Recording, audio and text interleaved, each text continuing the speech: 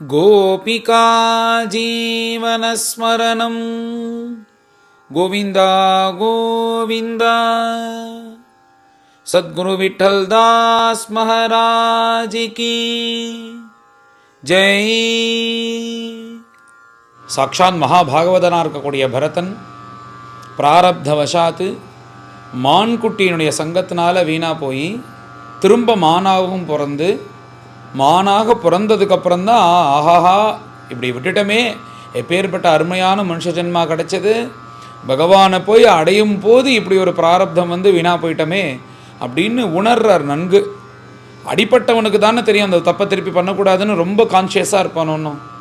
அதனால் இவரும் அவ்வளோ தான் இந்த தப்பு நடந்துடக்கூடாதுன்னு அந்த மானா இருக்கும்போது கூட ஜடபரதர் மாதிரி வாழ ஆரம்பிச்சிட்டாராம். அந்த திரியக்யோனியில் இருக்கும்போதே அந்த மனசை அப்படி ட்ரெயின் பண்ண ஆரம்பிச்சிட்டார். இவருக்கு எல்லா ஜன்மாந்திர ஸ்மிருதியும் இருந்ததுக்கு காரணம் என்னென்னா இவர் பண்ண பகவத் பக்தியும் தபஸும்.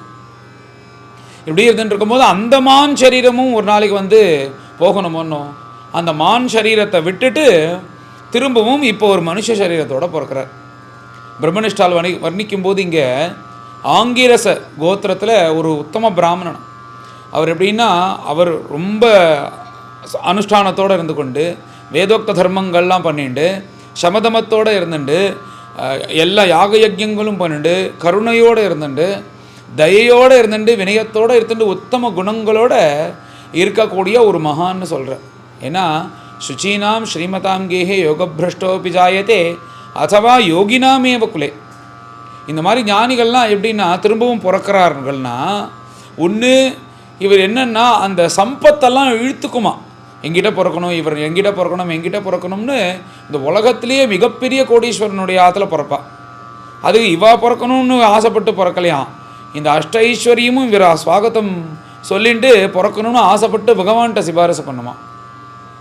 அப்படி இல்லைன்னா பெரும்பாலும் இவர்கள் எங்கே பிறப்பாள்னா ஏதோ புதுசாக ஒரு குடும்பத்தில் பிறக்கவே மாட்டா. ஏற்கனவே அந்த குடும்பத்தில் ஞானிகள் பிறந்திருந்தால் தான் அந்த குடும்பத்தில் பிறப்பாளாம். அப்படி இப்போ வந்து பரமஜானியாக சரம சரீரத்தோடு இந்த பரதன் பிறக்கிறார்னா அதுக்கு அந்த அப்பா எப்படி இருக்கார் அப்படின்றத பிரம்மனிஷ்டால் வர்ணிச்சுட்டு, அப்பேற்பட்ட உயர்ந்த குணத்தோடு இருக்கிற ஒரு பிராமணன், அவருக்கு முதல் மனைவி கிட்டேருந்து 9 குழந்தைகள், இரண்டாவது மனைவியும் இருக்கா. இரண்டாவது மனைவி கிட்ட அவர் குடும்பம் நடத்தின்னு இருக்கும்போது அவருக்கு ஒரு இரட்டை குழந்தைகள் பிறக்கிறார், ட்வின்ஸ். அதில் வந்து ஆண் குழந்தை பெண் குழந்தை. அதில் ஆணாக பிறந்தது இந்த பரதன் அப்படின்னு பெரியவர்கள்லாம் சொல்கிறான்னு. எப்பேற்பட்ட ஆச்சரியமான விஷயம் பாருங்கள். இந்த ரகுகுணன்ட்டே பின்னாடி கேட்கும்போது ரகுகுணன் சொல்கிறா, பரதன்னு உனக்கு தெரியுமான்னு ஜடபரதரே கேட்குறார். அவரை பற்றி தெரியாததா, இந்த ஊருக்கே பாரதம்னு வந்ததே அவர் புலகாசிரமத்துக்கு போனார், அங்கே போய் தியானம் பண்ணி பகவான் அடைஞ்சார் அப்படின்லாம் சொல்கிறார் ரகுகுணன். போனது தாண்டா உண்மை, பகவான்னா அடையலைன்னு சொல்லிட்டு கதையை சொல்லிவிட்டு தன்னை பற்றி சொல்கிறார் பின்னாடி ரகுகுணன்ட்ட இந்த ஜடபரதர். இப்போ என்னென்னா அப்படி தான் எல்லாருக்கும் தெரியும் அவரை. நம்ம பிரம்மனிஷ்டால் சொன்னதுனால தான் அதே பரதன் வந்து இங்கே ஜடபரதராக பிறந்திருக்கிறார்னு இந்த பிரம்மனிஷ்டால் சொன்னதுனால தான் தெரியும். இல்லைனா எப்படி தெரிய போகிறது இந்த மாதிரி ரகசியமான விஷயங்கள்லாம்? என்ன மகான்கள் தான் பிறக்க போகிறேன், இது கடைசி ஜென்மா, நான் ஞானியாக இருக்க போகிறேன் அப்படின்னு எல்லார்கிட்டையும் அந்த ப்ராபகண்டா பண்ணி இப்படி நான் பிறக்க போகிறேன்னு சொல்லிட்டா பிறப்பா? இப்படிலாம் மகான்கள் வந்து இன்னொரு ஞானி தான் இன்னொரு ஞானியை காமிக்க முடியும். அப்படி இந்த சுகாச்சாரியால் சொல்கிறார், அதே பரதன் தான் இந்த ஜடபரதராக இப்போது இந்த பிராமணனுடைய இரண்டாவது மனைவிக்கு இரட்டை குழந்தைகளில் ஆண் குழந்தையும் பெண் குழந்தையும் பிறக்கும்போது ஆணாக இவர் தான் பிறக்கிறார் அப்படின்னு சொல்லிட்டு இவர் மேலே எப்படி இருக்காருன்னா தீர்மானம் பண்ணிட்டார், இந்த ஜென்மாவில் யார்கிட்டையும் எந்த சங்கமும் வச்சுக்கூடாது, சங்கத்தினால தான் வீணாக போகிறோம். அதுக்கு முதல்ல அடிப்படை என்னென்னா இந்த பேச்சு. அதுக்கு தான் மௌனமாறு மௌனமாறு மௌனமாறு மௌனமாக நீ மௌனமாக இருக்க ஆரம்பித்தாதான், வெளியில் மௌனமாக இருந்தால் தான் அந்தரிக்கமாக இருக்கக்கூடிய மனசு மௌனமாக பழகிக்கும். அதனால் யாருக்கு முதல்ல பேச்சு தானே. நீ வந்து யாராவது கூப்பிட்டு பேசினானா அந்த பேச்சில் தான் எல்லா விவகாரமும் ஆரம்பிக்கிறது. நீ பேசாமல் இருந்துட்டேன்னா அவன் கிளம்பி போயிடுவான். அதனால் இதுக்கு முதல்ல என்னென்னா பதில் சொல்கிறது தான். அதனால் யாருக்கும் எந்த பதிலும் சொல்ல மாட்டார், அவர் பாட்டுக்கு இருந்துட்டுருப்பார், தேவையே இல்லாமல் பேசவே மாட்டார். இப்படி யார் எதை சொன்னாலும் கேட்குறது. இந்த கர்மாவை இந்த ஜென்மாவில் ஒழிச்சிடுறது அப்படின்னு தீர்மானம் பண்ணிட்டார். இந்த ஜென்மாவில் ஒழியிடும்னு நம்புகிறார் அவர். இன்னும் எத்தனை ஜென்மா இருக்குன்னு பகவான்கிட்ட தான் அந்த கணக்கு இருக்குது. ஆனால் இந்த ஜென்மா நமக்குன்னு ஒரு சங்கல்பம் வச்சுட்டு எதையும் பண்ணி திரும்ப நாம் ஏதாவது பண்ணிவிட்டு அதன் மூலியமாக ஒரு பிராரப்த மூட்டை சேர்ந்து அதுக்காக பிறக்கணும்னு தனக்கு எந்த சங்கல்பம் இல்லாமல் வாழணும்னு இப்படி தீர்மானம் பண்ண உடனே அப்படி வாழறார். உடனே எல்லாரும் தீர்மானம் பண்ணிட்டா இது பைத்தியம் இப்படி பிறந்திருக்கு அப்படின்னு சொல்லிட்டு நினைக்கிறாளாம். ஆனால் இவர் பிரம்மஜானின்னு அவருக்கு மாத்திரம்தான் தெரியும். மனசு அது எல்லாம் பகவானை குறித்து தியானம் பண்ணிட்டு பிரம்மானுபவத்தில் மனசு இருந்துட்டுருக்கு. சரீரம் இந்த மாதிரி ஏதோ வாழணும்னு வாழ்ந்துட்டுருக்கு.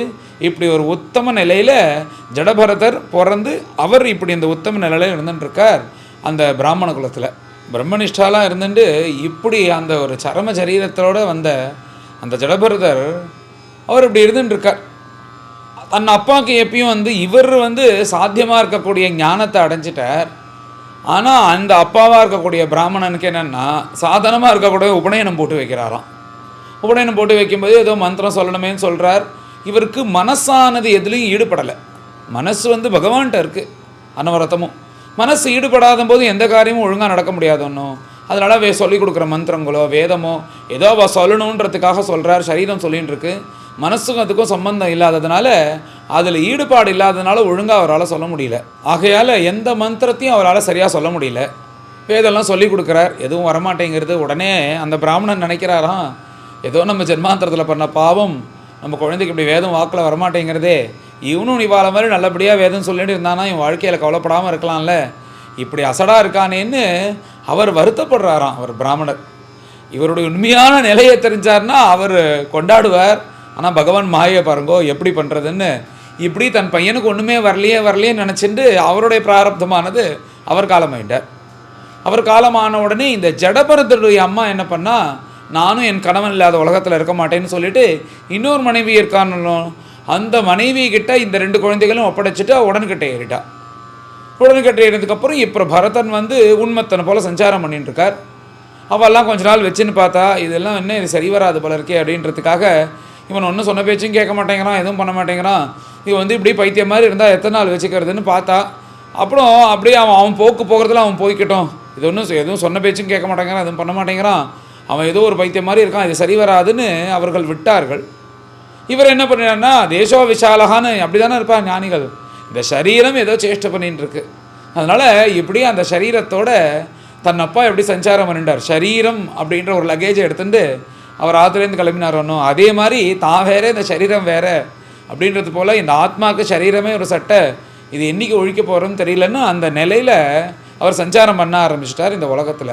இந்த லோகத்தில் சஞ்சாரம் பண்ணிட்டு இருக்கும்போது சில பேர் பாவம் இந்த பையனுக்கு ஒன்றும் இல்லை, நல்ல ஆகாரம் கொடுப்பா. சில பேர் ஏதோ இருக்கிறது பழசு அதெல்லாம் கொண்டு வந்து கொடுப்பா.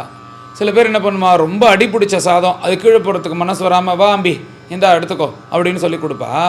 இப்படி ஏதோ பெரிய தாத்தா கொடுக்கறது போல கொடுப்பாரா. இவர் பரம் நேந்திரிய பிரீத்தி நிமித்தம், இந்த இந்திரிய பிரீத்திக்காக தானே இதெல்லாம் உள்ளே போகும். உடம்பு ஏற்றுக்காது போல் இருக்கும். என்னென்னா இந்த ஒரு நாக்கு தான் காரணம். இந்த நாக்கை மாத்திரம் நம்ம ஜெயிச்சிட்டோம்னா எதை வேணாலும் உள்ளே போகும். சரீரம் வேண்டானே சொல்லாது. நம்ம கண்டத்துக்கு கீழே அந்த ஆகாரம் போயிடுதுன்னா அது எந்த ரூபத்தில் இருக்குன்னு நம்மளுக்கு தெரியவே தெரியாது. சூடாக இருந்தால் சூடாக இருக்குன்னு தெரியும், அப்புறம் ஜில்லுன்னு இருந்தால் ஜில்லுன்னு இருக்குன்னு தெரியும். இந்த விவகாரம் பண்ணுறது முழுக்க இந்த 4 இன்ச்சு நாக்கு. அந்த நாக்குனால தான் ஜென்மா முழுக்க வீணாக போகிறோம். அந்த நாக்கை ஜெயிச்சிட்டோன்னா எது வேணாலும் சாப்பிட்லாம். அதனால் இவர் என்ன பண்ணார்னா அவர் பஞ்சேந்திரியத்தையும் எப்பயோ ஜெயிச்சிட்டார். அதில் நாக்கு ஒன்று தானே, பரம் நேந்திரிய பிரீத்தி நிமித்தமாக. அதனால் இந்திரிய பிரீத்தி இல்லாமல் அது ஒன்று, தனக்குன்னு எந்த சங்கல்பமும் கிடையாது. நின்னா நிற்பார், யாரா நிற்க சொன்னால் நிற்பார், உட்காருன்னா உட்காருவார், யாரா வேலை கொடுத்தா செய்வார், உட்காந்துட்டு பக்கத்தில் நின்று சொல்லிகிட்டே இருக்கணும். ஒரு வேலை கொடுத்து பண்ணனா அதை பண்ணிகிட்டே இருப்பார். யாரா திட்டினா வாங்கிப்பார், யாரா அடித்தான்னா வாங்கிப்பார். இப்படி நன்னா வேலை செஞ்சானா அப்பா இந்த தம்பி நன்னா வேலை செய்கிறான், பாவம் பேச தான் தெரில பைத்தியமாக இருக்கான் அப்படின்னு அவன் மேலே இது பண்ணி யாரா பணத்தை கொடுப்பா. சில பேர் எல்லாம் இந்த பைத்தியத்துக்கெல்லாம் ஒன்றும் பணம் கொடுக்க வேணாம், நீ வேலை செஞ்சது போதும், உனக்கு எதுக்கு பணம் அப்படின்னு சொல்லிட்டு ஏதாவது மிச்சம் மீது இருக்கிற அந்த கெட்டுப்போன ஆகாரத்தை கொடுப்பா. இப்படி ஒவ்வொருத்தரும் ஒவ்வொன்றும் கொடுப்பாலாம். இது இப்போ சில பேர் பார்த்து உண்மையாகவே ஐயோ கஷ்டப்படுறானேன்னு வருத்தப்படுவா. சில பேர் அவ்வளோதான் பிராரப்தகரமாக என்ன பண்ணுறது இப்படி தான் அனுபவிக்கணும்னு சில பேர் அவனை பார்த்து திட்டுவா. இப்படி உலகத்தில் இந்த மாதிரி பலவிதமான ஜனங்கள் பலவிதமாக அவரை உபயோகப்படுத்திப்பா, இது பண்ணுவா, இப்படி தானே இருக்கும். இவர் என்ன பண்ணுறாருனா யார் எதை சொன்னாலும் கேட்பார். ஏன் இப்படி பண்ணுறாருனா இப்படி இவர்கள் சொல்லி நாம் கேட்காம இருந்துட்டோம்னா, இப்போ அவன் சொல்கிறான் இப்போ ஒருத்தனை சொல்கிறான் ஜலம் எடுத்துன்னு வா அப்படின்னு ஒருத்தன் சொல்கிறான். ஜலம் எடுத்துன்னு வந்தான்னா அவன் கேட்டுட்டான். அதை கொடுக்கணுன்றதுனால தான் இந்த கேள்வி நம்மள்கிட்ட வருது. அதை நீ கொடுக்கலன்னா இவரை பொறுத்தவரையும் என்னென்னா அவர் ரொம்ப அடிப்பட்டதுனால இந்த ஜலத்தை கொண்டு போய் கொடுக்கலன்னு வச்சுக்கோங்க, இதுக்காக ஒரு ஜென்மா வந்துட்டா என்ன பண்ணுறது அப்படின்னு ரொம்ப பயப்படுறார். யாரா ஏதாவது சொன்னால் செஞ்சிடணும். அதை செய்யாமல் விட்டுட்டோன்னா இது நான் செய்யறதுக்காக இன்னொரு ஜென்மா வந்துட்டா என்ன பண்ணுறது அப்படின்னு அந்த யாரோ நான் செய்யணுன்றதுக்காக தான் அவன் சொல்கிறா. அதனால் என்னால் முடிஞ்ச அளவு செய்வேன். இதனால் எனக்கு கை வலிச்சாலும் சரி, தலை வலிச்சாலும் சரி, கால் வலிச்சாலும் சரி, என் உயிரே போனாலும் சரி, அதனால உயிர் போகணும்னு என் தலையெடுத்திருந்தால் போகட்டும். அதனால் இந்த கர்மாவை எப்படியா இருந்தாலும் ஒழிச்சிருவேன். இந்த கர்மாவை இந்த ஜென்மாவோட போதும், எனக்கு எப்படி இருந்தால் நான் வீணாக போயிட்டேன்னு அந்த அடிப்பட்டவனுக்கு தானே தெரியும் அந்த வலி என்னன்னு. அப்படி மனசை தயார் பண்ணிட்டு இப்படி உலகத்தில் சஞ்சாரம் பண்ணுறார். இந்திரிய பிரீத்தி இல்லாமல் இப்படி இருந்துட்டுருக்கார் ஜடபரதர். ஜடபரதர் தன்னுடைய உத்தம நிலையில் இப்படி வாழ்ந்துட்டுருக்கார். சரீரத்தை போஷிக்கிறது இல்லை. சரீரத்தை போஷிச்சா தானே அது பலன்னு இருக்கும். அதுக்கு வேணுங்கிற க்ரீமெல்லாம் தடவிண்டு சென்டெல்லாம் அடிச்சுட்டு நல்லா சோப் போட்டு குளிச்சுட்டு இப்படி வந்தால் தானே சரீரத்தை பார்த்துட்டா தானே அது நல்லா இருக்கும். வேறு எதுவும் பார்த்துக்கிறது இல்லை. அதனால் அவருடைய பிரம்ம தேஜஸ்ஸானது தெரியறது. நல்ல விளவிலேன்னு இருக்கார். போராதுக்கு அவருடைய பிரம்ம தேஜஸ். கழுத்தில் பூனல், அந்த பூனல் இருக்குது. அந்த பூனல் அப்பா போட்டு விட்ருக்கா. அது அழுக்கு படிஞ்சிருக்கு. அந்த பூனலை சுத்தம் பண்ணிக்கலாம் கூட நினைக்கல அவர். இப்படி இருக்கார். என்னென்ன கூப்பிட்டு ஆற்றுக்குள்ள வா அம்பி அப்படின்னு படுத்த வைக்கிறதுக்கு யாரும் கிடையாது. அடிக்கிற வெயில் முழுக்க உடம்புல, அப்புறம் பெய்கிற மழை முழுக்க உடம்புல, பனியாக இருந்ததுன்னா போய் விலகுன்னு சொன்னால் தான் விலகுவார், இல்லைனா அந்த பனி முழுக்க உடம்புல. இப்படி தன் சரீரத்தை வாட்டி எடுக்கிறாராம். இது வேற தான் வேற. இதனால தானே இந்த சரீரத்து பந்தம் இருக்கிறதுனால தானே, இந்த சங்கத்தினால தானே நம்மளுக்கு எத்தனை கஷ்டங்களும். அதனால் இந்த சரீரத்தை போஷிக்கிறதுன்னு ஆரம்பித்தோன்னா, இப்படி துளி ஆரம்பித்தோன்னா அப்படியே வியாபிச்சுன்றோம். அது சரி கொஞ்சம் இந்த குளிர் மாத்திரம் இருக்கிறது போத்திக்கலான்னு அப்படின்னு கொஞ்சம் ஆரம்பித்தா கடைசியாக பார்த்தா ஒரு வீடை கட்டி குடும்பத்தோடு வாழ ஆரம்பிச்சிருவோம். அதனால் இந்த மனசுக்கு மாத்திரம் இடம் கொடுக்கவே கூடாது. ஆரம்பத்திலே வெட்டணும். அதனால தான் இந்த நியமத்துக்கெல்லாம் அவ்வளோ நம்மளுக்கு இப்போ ஸ்ராத்தாதிகளோ எல்லா கர்மங்களோ இல்லை பாக்கி எந்த விஷயமாக இருந்தாலும் நியமம் ரொம்ப முக்கியமாக இருக்கிறதுக்கு காரணம் என்ன அப்படின்னா, அதை நம்ம கொஞ்சம் லூஸ் பண்ணினோன்னா நம்ம நினைக்கிறோம் 1%ன்னு, அது 99% வரையும் ஒன்று கொண்டு போய்டும். அப்புறம் தான் பார்த்தா தெரியும், ஆஹாஹா இப்படி ஒரு நியமத்தோடு நாம் இருந்துட்டு இருக்கும்போது அதை என்ன நடந்ததே, இப்படி கொஞ்சம் கொஞ்சமாக தளர்த்து இவ்வளோ தூரம் வந்துட்டோமேன்னு அப்போ தான் தெரியும். அதனால தான் நியமங்களுக்கு அவ்வளோ முக்கியம், தளர்க்கவே கூடாதுன்றது. அதனால் இவர் அதனால் இதை போஷிக்கிறதுன்னு ஆரம்பித்து அதுக்கு முடிவே கிடையாது. பகவத் சங்கல்பம் எப்படி இருக்கட்டும் அப்படி இருக்கட்டும்ன்றார். ஆனால் இப்படி போஷிக்கலைன்னாலும் எப்படி இருக்காருன்னா நல்லா தின்னுன்னு இருக்காராம். 2 பேர் அடித்தானா சுருண்டு விழுந்துருவான். அப்படி கம்பீரமாக இருக்கார். நல்ல ஆஜானுபாகுவாக இருக்கார். நல்ல சரீரம் அங்கங்கே பட்டு அந்த போட்டு வாட்டி எடுத்ததுனால நல்ல அந்த சரீர காந்தி போராததுக்கு அந்த பிரம்ம தேஜஸ் அத்தனையுமே இருந்து அவரை பார்த்தா அப்படியே ஏதோ ஒரு பெரிய ஒரு உத்தம க்ஷத்ரியன் உட்காண்டிருக்க போகிற இருக்கான் அவரை பார்க்குறதுக்கு. அப்படி இருக்காராம். யார் எதை கொடுத்தாலும் சாப்பிடுவார். இந்திரியம் பிரீத்தி கிடையாது, எதுவும் கிடையாது. என்ன போட்டாலும் புண்ணாக்கு கொண்டு கொடுப்பாலாம் சில பேர். அந்த புண்ணாக்கு கொண்டு கொடுத்தானா அதை அமிர்தம் மாதிரி சாப்பிடுவாராம். சில பேர் நல்லா உட்காந்து பஞ்சபக்ஷ பரமான ஆகாரம் போடுவாலாம். சாப்பிட்டுட்டே இருப்பாராம். போதும் எழுதுன்னு சொல்ல வரையும் சாப்பிட்டுட்டு இருப்பாராம். எழுந்துக்கோ போதுன்னா தான் எழுந்துப்பாராம். யாரா குளிப்பாட்டினா தான் குளிப்பார். இது திக்கே வஸ்திரமாக இப்படி ஒரு ஞானியாக சுற்றின்னு இருக்கார். ஆனால் இவர் ஞானின்னு யாருக்கும் தெரியலங்க. ஏதோ பாவம் ஜென்மாந்திர பாவம் பைத்தியமாக சுற்றின்னு இருக்கு. பாவம் இது நல்ல இது இருக்கணும்னு நல்லவாலாம் இப்படி நினைக்கிறா, கெடவாலாம் இப்படி நினைக்கிறா. இப்படி அவர் ஜெயசத்தில் சஞ்சாரம் பண்ணிட்டு இருக்கும்போது அவர் கூட போன சகோதரெல்லாம் பார்த்தா முதல்ல விட்டுட்டார்கள். இப்போ இவனை வச்சுன்னு இத்தனை பேர் வேலை வாங்குறான்னொடனே அவள் என்ன பண்ணான்னா, அவளுக்கு விவசாய பூமி இருக்கான். அந்த விவசாய பூமியில் கூப்பிட்டு இவரை கொஞ்சம் வேலையை பாடுறான்னார். அவர் பார்க்க ஆரம்பிச்சார். இப்போ விவசாயத்தில் பூமியில் என்ன பண்ணுவா, அந்த பூமியை சரி பண்ணணும்னா தோண்டணும். தோண்டி பாருன்னா அவர் தோன்றார் தோண்டிகிட்டே இருக்கார். அவர் 2 மணி நேரத்துக்கு அப்புறம் பார்த்தா ஒரு 10-20 அடிக்கு தோண்டி வச்சுட்டார். இவன்கிட்ட இந்த வேலைலாம் கொடுத்தா சரி வராது. ஒருத்தர் பக்கத்துலேயே இருந்துட்டு இவன்கிட்ட சொல்லிகிட்டு இருக்கணும். அதனால் ஒரு இடத்துல ஏதாவது ஒரு இடத்துல உட்காருன்னா உட்காந்துருப்பான். அதுதான் இவனுக்கு சரியான வேலை. அதனால் என்ன பண்ணார்னா, நல்ல வயல்லாம் அதெல்லாம் நல்லா வளர்ந்து கிடக்கான். யாரோ ஒரு மனுஷன் இருந்தான்னு தெரிஞ்சால் பட்சிகள்லாம் வராது. அந்த இடத்துல ஒரு திண்ணை மாதிரி இருக்குது. அந்த திண்ணையில் உட்கார சொல்லிட்டான் அந்த சகோதரர்கள்லாம். இங்கே நீ உட்காந்துருக்கிறதா உனக்கு வேலை. உனக்கு அப்பப்போ வேணுங்கிற ஆகாரம் வரும், வரதை சாப்பிடு, இங்கே நீ உட்காந்துருன்னு சொல்லிட்டு போயிட்டான் எல்லாரும். இவருக்கும் வந்து அப்படியே உட்காண்டிருக்கார். யாரா வந்து எழுந்துருன்னு சொன்னால் தான் எழுந்துப்பார். அப்படி அந்த இடத்துல உட்காண்டிருக்கார். இது வேலையாக இருந்துருக்கு. இது வேலை போல் அவர் உட்காண்டிருக்கார். இதான் பகவத் சங்கல்பம் அப்படின்னு நினச்சிட்டு, ஆனால் அவர் மனசானது அனரத்தமும் பகவானுடைய திருவடியை தியானம் பண்ணிட்டு அந்த ஒரு பிரம்மானுபவத்தில் இருக்கார். இப்படி அங்கே உட்காண்டிருக்கார். அந்த இடத்துல அங்கே பக்கத்தில் ஒரு கிராமம். அந்த கிராமத்தில் ஒரு ஜமீன்தார். அவனுக்கு ரொம்ப நாளாக குழந்தை பிறக்கலை. அந்த கிராம தேவத்தை ஒரு காளி இருக்கா.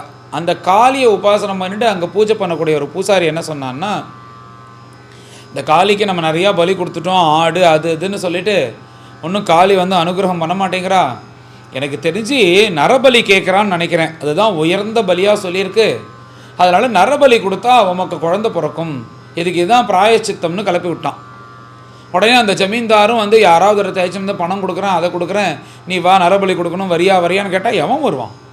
எவ்வளோ கோடி ரூபா கொடுத்தாலும் வருவாளான்னு நரபலிக்கு தலையை காமிப்பானான்னு வந்து யாரும் வரலை. ஒருத்தனை வந்து ஏமாற்றி கொண்டு வந்து வச்சுருக்கானா, உனக்கு நான் அதை தரேன் இதை தரேன்னு சொல்லிட்டு விஷயத்த சொல்லாமல் அவன் வந்து அங்கே இருக்கான். அப்புறம் என்ன பண்ணால், ராத்திரி தான் தெரிஞ்சுது அவனுக்கு நரபலி கொடுக்க போகிறான்னு. உடனே கட்டெல்லாம் அவுத்துன்னு கிளம்பிட்டான் அவன், யாருக்கும் தெரியாமல். என்னடா இது இப்படிலாம் பண்ணுறா, இது சரி வராதுன்னு அவன் கிளம்பிட்டான். வந்து பார்த்தா அந்த ஆளை காணோம். உடனே அந்த பூசாரி சொல்கிறான்னா, இந்த மாதிரி நீ காளியம்மாவுக்கு வந்து ஆசையை வேற கிளப்பி விட்டுட்ட, யாராவது இந்த க்ஷணம் வரணும் இன்றைக்கி ராத்திரிக்குள்ளே, தெரியாது யாரையாவது போய் அழிச்சுன்னு வர சொல்லு அப்படின்னோடனே ஆட்கள்லாம் கூப்பிட்டு யாரையா பலவந்தமாக அழிச்சுன்னுவான்னு அனுப்பிட்டான். ஸ்வயநலன்னு வந்ததுன்னா எவ்வளோ தூரம் மனுஷா போகிறா பாருங்க. இப்படி தான் இருக்கும் உலகம். இப்படி கிளம்பினா அங்கங்கே போகிறான். வந்து பார்த்தா தனியாக அந்த திண்ணையில் உட்காண்டிருக்காரான். அவரை பார்த்தா ஏதோ ஒரு ராஜாதிராஜன் உட்காண்டிருக்கிறது போல் கம்பீரமாக இருக்கார். கிட்ட போய் பேசுறதுக்கே பயப்படுறான் எல்லாரும். இவருடைய சுபாவம் தான் அந்த ஊரில் இருக்கிறவனுக்கெல்லாம் தெரியும். ஒன்றும் டேய் இவர் தாண்டா சரியான ஆள், நம்ம எதை சொன்னாலும் கேட்பார், இவர் ஐச்சன் போயிடுவோன்னு தீர்மானம் பண்ணினான். ஆனாலும் அவர்கிட்ட போய் பேசுறதுக்கு பயம். ஏன்னா அவர் இருக்கிற ஜோஷுக்கு போய் கேட்டு ஏதாவது விஷயம் தெரிஞ்சு அடித்தார்னா அத்தனை பேரையும் அடித்து அனுப்புகிற அளவுக்கு தெம்பு இருக்கான். அந்த அளவுக்கு தின்னுன்னு இருக்கார் அவர். அப்படி இருக்கிற அவர்கிட்ட போய் கேட்கறதுக்கு பயந்துட்டே கிட்டக்க போய் ஓய் எழுந்துரும் அப்படின்னா. எழுந்துக்கிறாரா பார்ப்போம். எழுந்துன்னு வந்தானே நம்ம ஓடிடலான்னா அவர் எழுந்துட்டார். கூடையே வாரும் அப்படின்னா சரின்னு வந்துட்டே இருக்க. அவருக்கு என்ன சங்கல்பம், யார் என்ன சொல்கிறாரோ அது கேட்கணும் ஒன்றும். அவள் அப்படின்னு வந்துட்டு இருக்கான். என்னடா இது இவ்வளோ சுலபமாக முடிஞ்சிருத்து, நாம் ஏதோ ஊரை முழுக்க தேடணும், நமக்கெல்லாம் நம்ம எஜமானன் தண்டிக்க போகிறான்னு நினச்சா இவ்வளோ சுலபமாக நடந்துருத்தேன்னு ஒரே சந்தோஷம் அவனுக்கு. நமக்கு நிறையா பணம் கிடைக்க போகிறது, என்னோட கொண்டு போய் நரபலி கொடுக்க போகிறோம் அப்படிலாம் நினச்சின்னு பிளான் பண்ணிவிட்டு அந்த ஜடபரதரை அந்த இடத்துக்கு அழிச்சுன்னு வந்துட்டான். அழிச்சுன்னு வந்தால் யாரா நரபலின்னா அவனை காமிச்சானே அந்த பூசாரிக்கே பயமாக இருக்குது, இவன் இப்படி ஒத்துண்டான் அப்படின்னு. அதெல்லாம் அது அப்படி தான், நீங்கள் வேலையை ஆரம்பிங்க அப்படின்னு. உடனே இப்போ இந்த நரபலி கொடுக்க போறிய இந்த ஜடபரதரை நல்ல அலங்காரம் பண்ணி எல்லாத்தையும் பண்ணி தான் அந்த காளிக்கு சமர்ப்பிக்கணுமா. அதனால் என்ன பண்ணான்னா, அவள் அம்மா இருக்கும்போது நல்லா குளிப்பாட்டின சரீரம், அதுக்கப்புறம் பார்த்துக்கிறதுக்கு யாரும் இல்லை. நல்ல ஒரு 4 ஆட்களை கூப்பிட்டான். நிறையா சோப்பு ஷாம்பு அது இது எல்லாத்தையும் எடுத்துன்னு வந்து தேடா உடம்புன்னு எண்ணெய் முழுக்க தேய்ச்சி தைல ஸ்நானம் பண்ணி போட்டு சீயக்காலாம் தேய்ச்சி உடம்பை கரன்னு தேய்ச்சா அப்போ தான் அவருடைய நிறமே தெரியறது. அப்படி இருக்கார் அவர். அப்படி தேஜஸ்வியாக தலையில் இருக்கிற அந்த ஜடையெல்லாம் சரி பண்ணி இது பண்ணி அழகாக நெத்திக்கிட்டு விட்டு உயர்ந்த ஒரு வஸ்திரம் பட்டு வஸ்திரத்தை கொடுத்து கட்டிக்க சொல்லி கட்டி விட்டு உடம்பு முழுக்க சந்தனத்தை பூசி விட்டு நெத்திக்கிட்டு விட்டு அங்கே இருக்கிற ஜவ்வாது அத்தர் இது எல்லாத்தையும் உடம்பு முழுக்க தடவி விட்டு இப்படி உயர்ந்த ஒரு மாலையாம். அந்த மாலையை போட்டு அப்படி கொண்டு வந்து அவர் நிறுத்துறதுக்கு முன்னாடி அவர் வயர் நிறைய சாப்பிட வேற செய்யணுமா. அதனால் அவர் அழைச்சின்னு போய் உட்காந்து சாப்பிட வைக்கிறான். அவர் சாப்பிட்டுட்டே இருக்கார். என்னடா இவன் சாப்பிட்டுட்டே இருக்கான், மேலே காலை நடக்கணும், போது எழுந்துக்கோ அப்படின்னு ஒன்று எழுந்துட்டேன். எழுந்துட்டு நல்லா அவரை சித்தமாக ஆக்கி கொண்டு வந்து அவர் அப்படியே அழிச்சின்னு வந்து அந்த பலிபீடம் மாதிரி ஒரு பீடம், அதில் அவரை நிற்க வச்சுட்டு அவரை தலையை வச்சுட்டு வெட்டணும். அது வெட்டுறதுக்கு முன்னாடி உக்காத்தி வச்சு இந்த புடுக்கு அடிக்க அந்த அடிப்பை பார்த்து டமரு மாதிரி அந்த டமரு எடுத்து அதை வாழ்ந்துட்டு நிறையா ஒரு வாத்தியங்கள்லாம் வச்சுன்னு அதை வாசிச்சுட்டு இப்படி ஒரு ஆட்டம் போடணும். அது போட்டதுக்கப்புறம் அவரை எடுத்து வச்சுட்டு அவர் தலையை நறுக்கி அந்த ரத்தத்தோட அம்பாளுக்கு சமர்ப்பணம் பண்ணணும்னு இது ஒரு உபாசனை மாதிரி பண்ணிட்டு இருந்தா. இதெல்லாம் சாஸ்திரோக்தமாக இந்த உபாசனை கிடையவே கிடையாது. க்ஷுத்ர தேவதை உபாசனைன்னு சொல்லிட்டு இது ஒரு உபாசனையாக அது தனியாக பண்ணிட்டு இருந்தா. இப்படி இதை பண்ணணும்னு சொல்லிட்டு இப்படி எல்லாத்துக்கும் தயாராகிட்டார். ஆகாரம் பண்ணிவிட்டு அந்த பலி பீட்டத்தில் வந்து உக்காண்டிருக்காராம். இப்படி உட்காண்டிருக்காராம். அவர் மனசானது பிரம்மத்துக்கிட்ட இருக்குது, சரீரமானது இங்கே இருக்குது. இப்படி வந்து உட்காண்டிருக்கார். யாரால் வந்து உட்கார முடியும் சொல்லுங்கள்? எந்த மனசில் எந்த முகத்தில் எந்த வைலட்சியமும் இல்லாமல் தன்னை சம்ஹாரம் பண்ண போகிறான்றது தெரியும். அது தெரியாமல் இருக்குமோ? அது தெரியறது. தான் இப்படி சாக போகிறோம்னு தெரியும், இப்படி பலி கொடுக்க போகிறாள்னு தெரியும். ஒரு பதட்டமாவது இருக்கணுமோன்னு மனசில் வந்து இப்படி வைராக்கியத்தோட விவேகத்தோடு உட்காந்துடலாம். ஆனால் அந்த பலி இப்படி ஆகுமே, நம்ம உயிரை விட போகிறோமே அப்படின்னு அதை நினச்சி அந்த நிலையில் நம்மளை பார்த்தோன்னா எப்படி துடிச்சு போயிடுவோம், நம்ம யோசிச்சு கூட பார்க்க முடியாது. ஆனால் அவர் உட்காண்டிருக்காராம். அவர் முகத்தில் எந்த வைலட்சியமும் இல்லை, எந்த விகாரமும் இல்லை, எப்பயும் போல இருக்காராம். என்ன ஒரு உத்தம நிலை பாருங்க. இதுதான் ஞானி லட்சணம்ன்றது. அந்த நிலையில் உட்காந்துட்டு இப்படியே உட்காந்துருக்கார். இவளுக்கெல்லாம் பார்க்குறதுக்கு ஆச்சரியமாக இருக்குது. அவளுக்கே பயமாக இருக்குது. இவரை கொண்டு இப்படி நரபலி கொடுக்கறதுக்கு யாராக இருந்தாலும் பயப்படுவா. இப்படி பயப்படாமல் இவன் உட்காண்டிருக்கானே அப்படின்னு பார்க்குறாவா. மேலே அவர்கள் பண்ணுறதை பண்ணின்னு இருக்கா. எல்லாத்தையும் பண்ணி அந்த வாத்தியத்தை அடித்து டம் டம் டம்னு பண்ணி அவன் வந்து உட்காந்துட்டு காளி மாதாவே பார்த்துட்டு இப்படி இருந்துட்டு இருக்கும்போது இந்த பிரம்மனிஷ்டால் உட்காண்டிருக்காரோன்னா அவருக்கு எந்த கவலையும் இல்லையா. சரீரம் போனால் போகட்டும், இப்படி தான் இந்த பிராரப்தம் இருந்து இந்த உயிர் போகணும்னா போய் தான் ஆகும், அது யாரால் என்ன பண்ண முடியும் அப்படின்னு அவர் நிশ্চিந்தையாக இது பகவத் சங்கல்பமாக இருந்தால் நடக்கட்டும்னு ஒரு விகாரம் இல்லாமல் உட்காண்டிருக்கார். ஆனால் இவருடைய பிரம்ம தேஜஸ் ஆனது என்ன பண்ணினதுன்னா, அங்கே இருக்காரோனோ அந்த காளி மாதா, அந்த காளி மாதாவை அந்த விக்கிரகத்தில் இருக்க விடலையாம். இந்த பிரம்ம தேஜஸ் போய் அந்த காளியை கிளப்பி விடுறதான். கிளப்பி விட்டு அவர் நினைக்கிறாளாம், நீ ஒரு பிரம்மனிஷ்டன், உன்னை வந்து என் நிமித்தமாக உன்னை சம்ஹாரம் பண்ணுறாளே, நீ வேணா சும்மா இருக்கலாம், என்னால் சும்மா இருக்க முடியாது அப்படின்னு சொல்லிட்டு அந்த டார்னு ஒரு சத்தத்தோட அது வெடிக்கிறது. என்னடா அது இப்படி வெடிக்கிறதுன்னு பார்த்தா ஆச்சரியம், காளி பிரத்யட்சம் ஆயிட்டான்.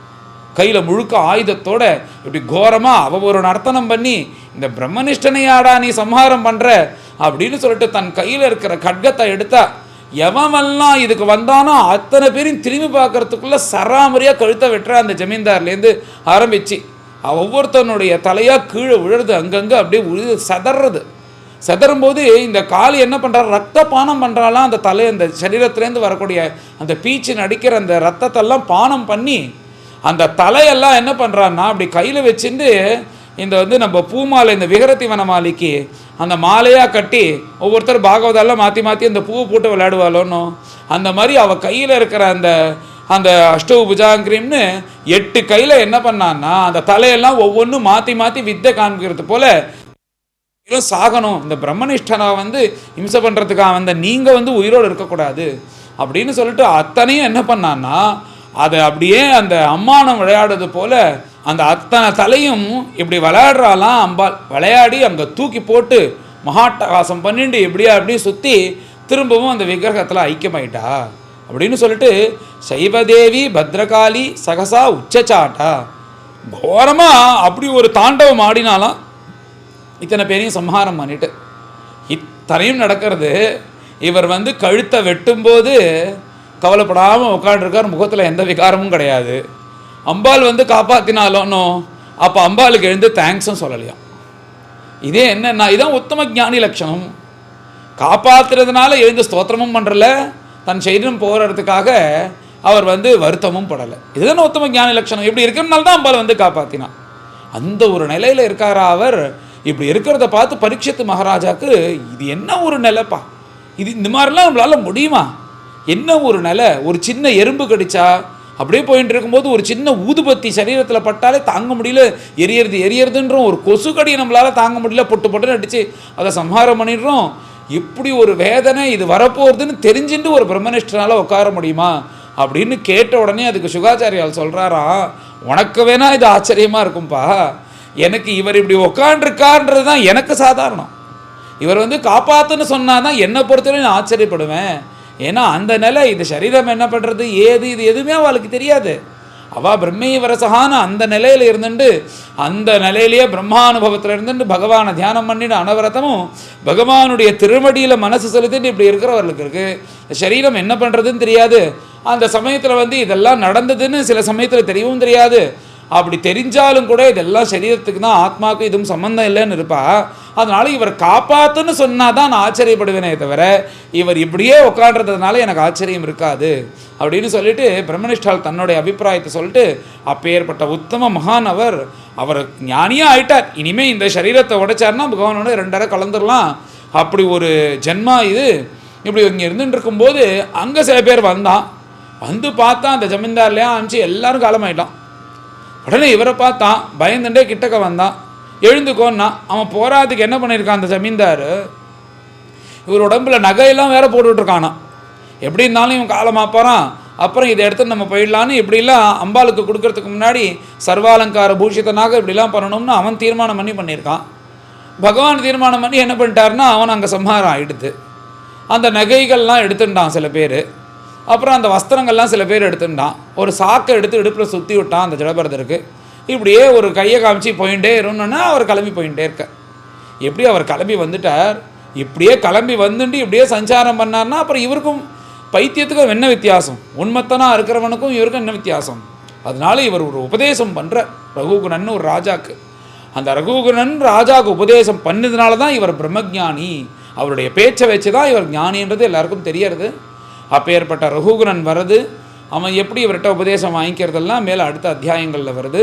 மேலே இந்த அத்தியாயத்தை எல்லோரும் கலந்து பாராயணம் பண்ணுவோம். அச்ச நவமோऽध्यायः ஸ்ரீசுக உவாச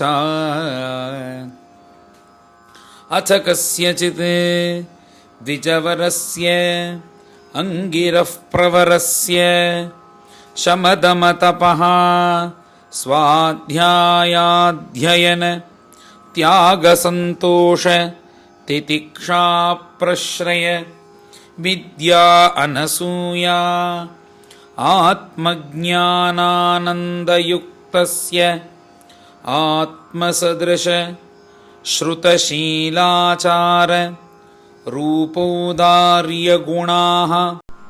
नवसोदर्या अंगजा बभूवुः मिथुनञ्च यवीयस्यां भार्यायां यस्तु तत्र पुमांस्तं परमभागवतं राजर्षिप्रवरं भरतम् उत्सृष्टमृगशरीरं चरमशरीरेण विप्रत्वं गतम् आहुः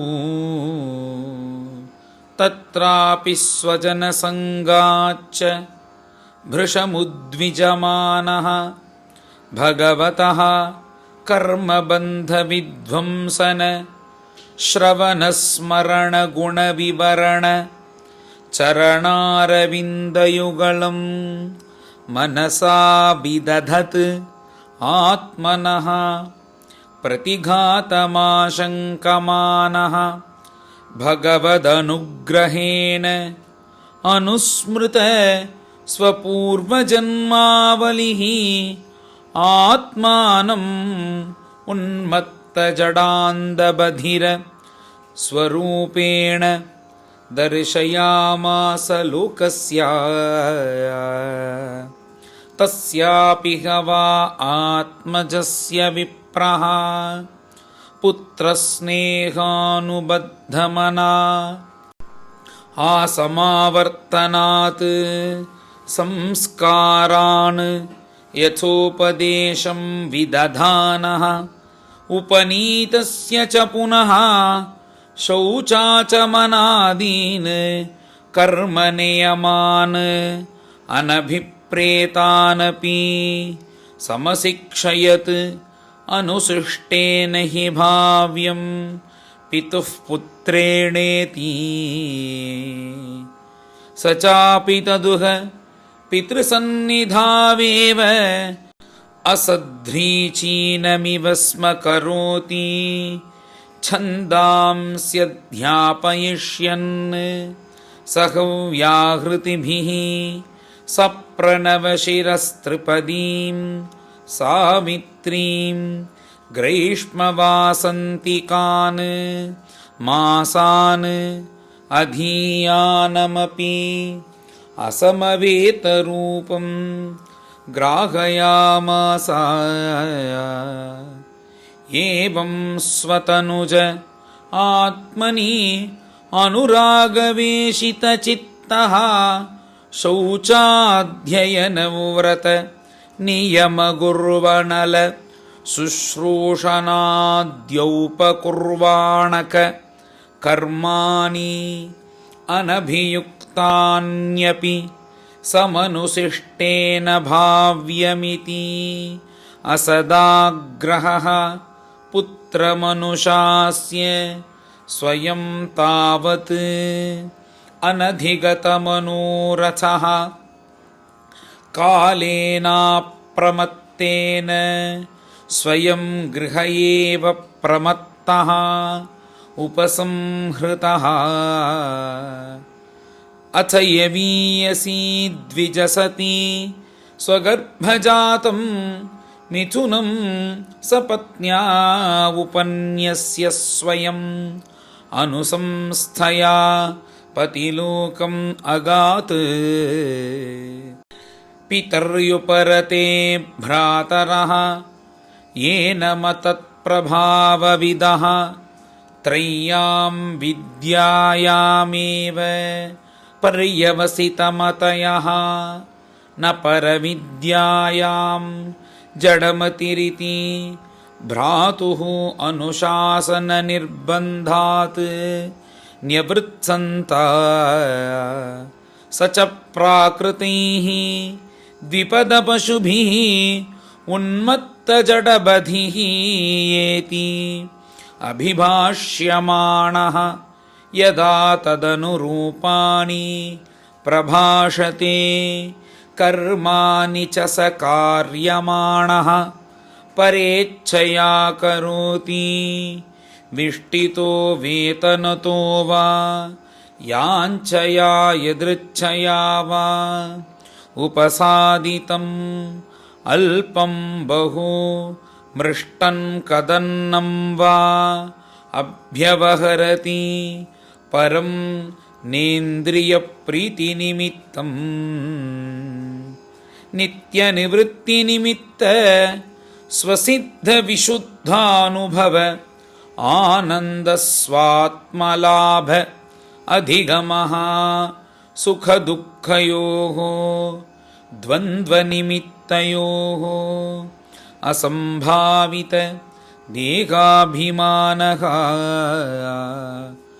शीतोष्णवातवर्षेषु वृषैव अनावृताङ्गः पीनः संहननाङ्गः स्थण्डिलसंवेशन अनुन्मर्दनामज्जनरजसा महामणिरिव अनभिव्यक्तब्रह्मवर्चसः कुपटावृत कटिस्पवीतेन उरुमषिणा द्विजातिरिति ब्रह्मबन्धुरिति संज्ञया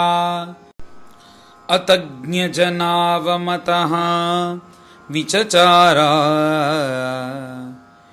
यदा तु परत आहारं कर्मवेतनतः ईहमानः स्वभ्रातृभिः अपि केदारकर्मणि निरूपितस्तदपि करोति किन्तु न समं विषमं न्यूनम् अधिकमिति वेद कणपिन्याकफलीकरण कुल्माषस्थाली पुरीषादीन्यपि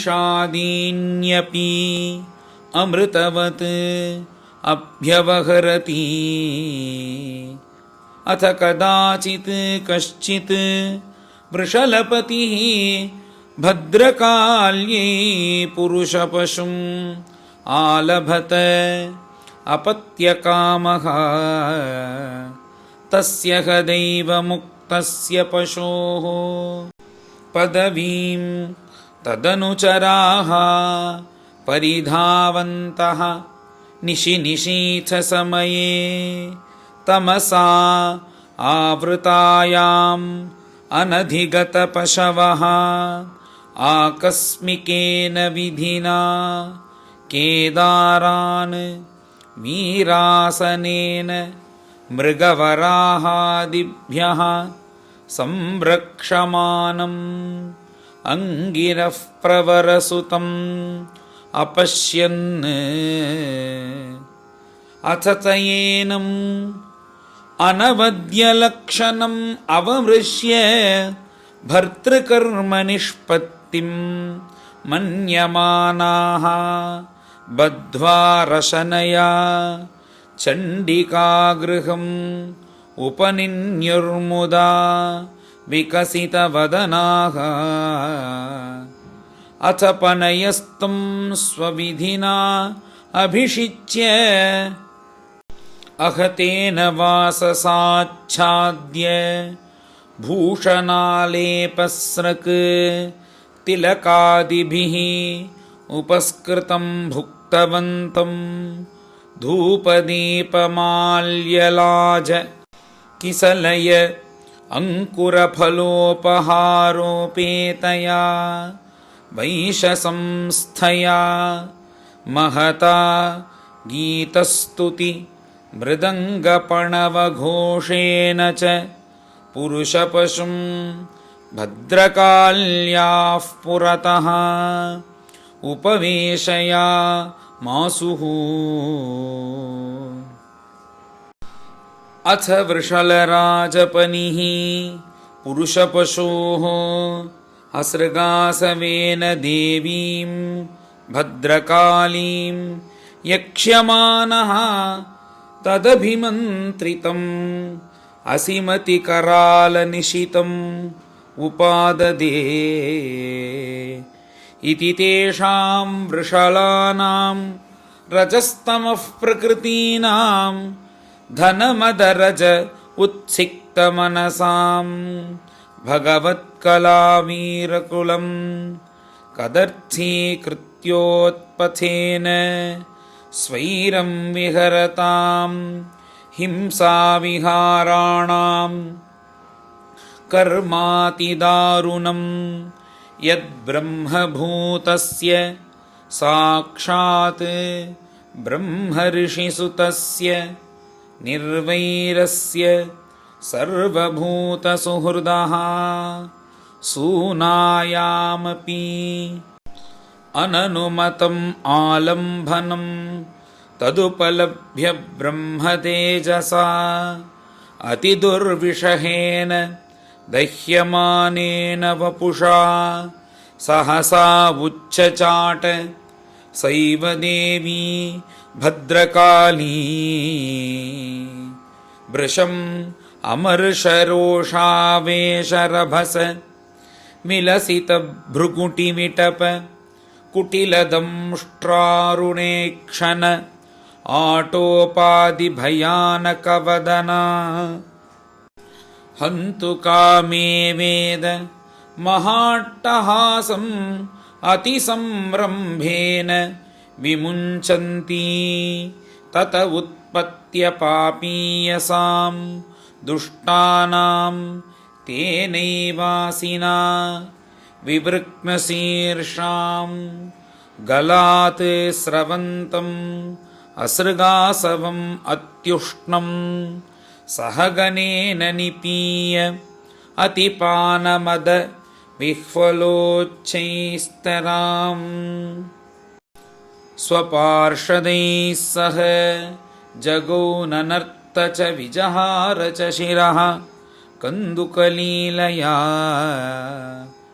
एवमेव खलु मगदभिचार अतिक्रमः कात्स्नेन आत्मने फलति न वा एतत् विष्णुदत्तः महदद्भुतं यदसम्भ्रमः स्वशिरच्छेदन आपतितेऽपि विमुक्तदेहादि आत्मभावसुदृढ हृदयग्रन्थीनां सर्वसत्त्वसुहृदात्मनां निर्वैराणां साक्षात् भगवता अनिमिषा अरिवरायुधेन अप्रमत्तेन तैस्तैर्भावैः परिरक्ष्यमाणानां तत्पादमूलमकुतिश्चित्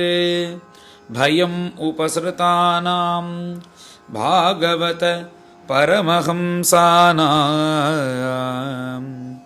श्रीहरये नमः। इति श्रीमद्भागवते महापुराणे पारमहंस्यां संहितायां पञ्चमस्कन्धे जडभरतचरिते नवमोऽध्यायः। गोपिका जीवनस्मरणं गोविन्द गोविन्द। सद्गुरु विठ्ठलदास महाराज की जय।